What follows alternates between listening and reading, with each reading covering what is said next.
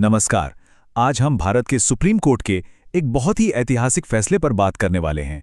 एक ऐसा फैसला जिसने मासिक धर्म यानी मेंस्ट्रुअल हेल्थ को सीधे सीधे शिक्षा के मौलिक अधिकार से जोड़ दिया है। ये एक ऐसा जजमेंट है जो हमारे स्कूलों और समाज में बहुत कुछ बदल सकता है।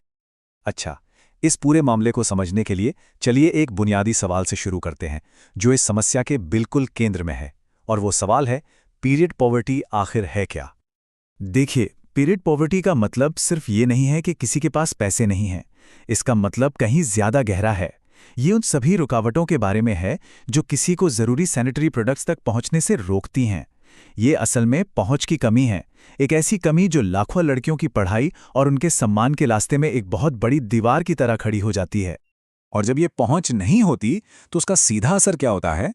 कोर्ट ने दो बड़ी समस्याओं को पहचाना। पहली, लड़कियां स्कूल से एब्सेंट रहने लगती हैं, और दूसरी, जो कि और भी गंभीर है, वो हमेशा के लिए स्कूल ही छोड़ देती हैं। तो ये सिर्फ एक हेल्थ प्रॉब्लम नहीं है, ये एक एजुकेशन क्राइसिस है। तो चलिए इस पूरे मुद्दे को और गहराई से समझते हैं। हम सबसे पहले इस छिपी हुई रुकावट को देखेंगे, फिर ये जानेंगे कि ये अधिकारों का सवाल कैसे बना, कोर्ट के ऐतिहासिक फैसले और उसके एक्शन प्लान पर नजर डालेंगे, और आखिर में बात करेंगे कि ये हम सब की एक साझा जिम्मेदारी कैसे है। तो चलिए पहली बात से शुरू करते हैं। कोर्ट ने पीरियड पॉवर्टी को हमारे एजुकेशन सिस्टम के अंदर एक ऐसी बाधा के रूप में देखा जो दिखती तो नहीं पर बहुत गहरी है। एक ऐसी बाधा जो लड़कियों के लिए बहुत बड़ी असमानता पैदा करती है।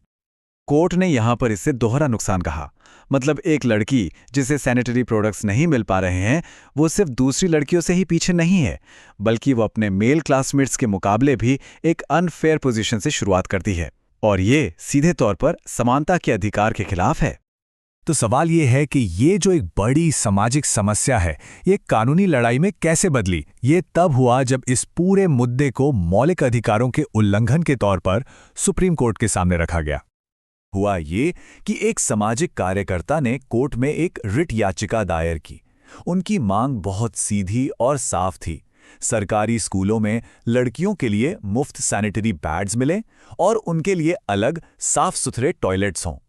ये सुनने में शायद एक छोटी सी मांग लगे, लेकिन इसके पीछे अधिकारों का एक बहुत बड़ा सवाल छिपा था। इस याचिका के बाद अदालत को 3 बड़े संवैधानिक सवालों पर गौर करना था। क्या ये स्थिति समानता के अधिकार यानी आर्टिकल 14 का उल्लंघन है? क्या ये जीवन और सम्मान के अधिकार यानी आर्टिकल 21 को चोट पहुंचाती है? और क्या ये सीधे सीधे शिक्षा के अधिकार यानी आर्टिकल 21A के खिलाफ है? इन सभी सवालों की गहराई से जांच करने के बाद कोर्ट ने एक ऐसा फैसला सुनाया जिसे भारत के कानूनी इतिहास में एक मील का पत्थर माना जा रहा है।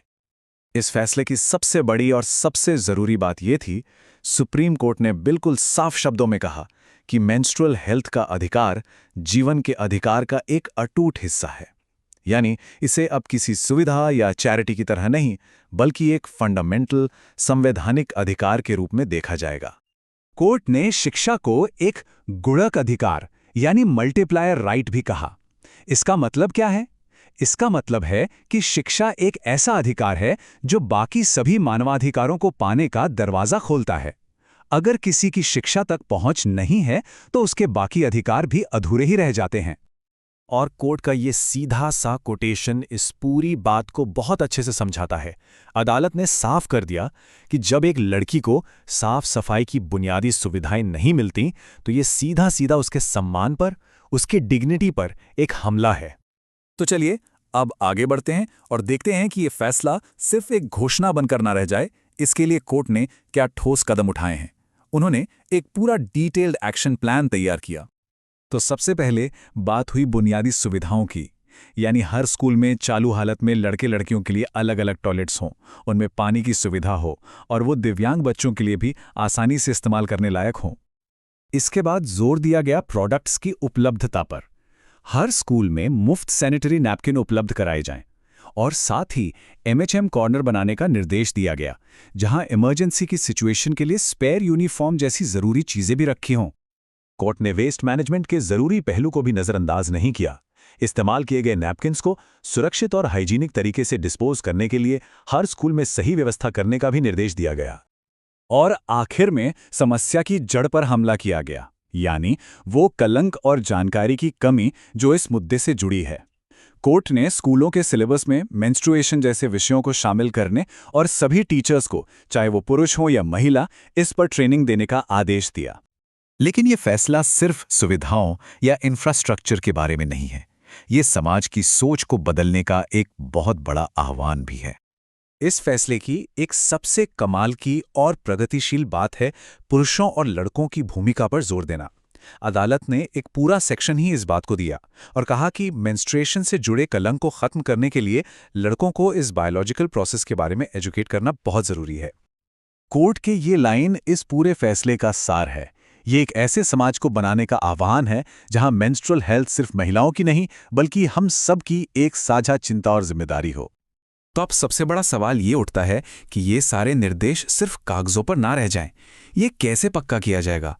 तो अच्छी बात यह है कि कोर्ट ने इसके लिए भी व्यवस्था की है।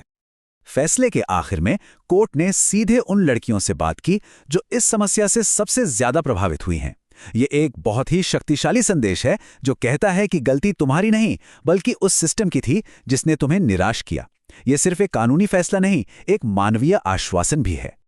तो देखिए, अदालत ने अपना फैसला सुना दिया है और एक रास्ता भी दिखा दिया है। लेकिन इस अंतिम सवाल के साथ हम ये विश्लेषण खत्म करते हैं कि जब कोई अदालत बोलती है तो उससे सुनने की जिम्मेदारी आखिर किसकी होती है? क्या सिर्फ सरकार की, स्कूलों की, या फिर समाज में हम सभी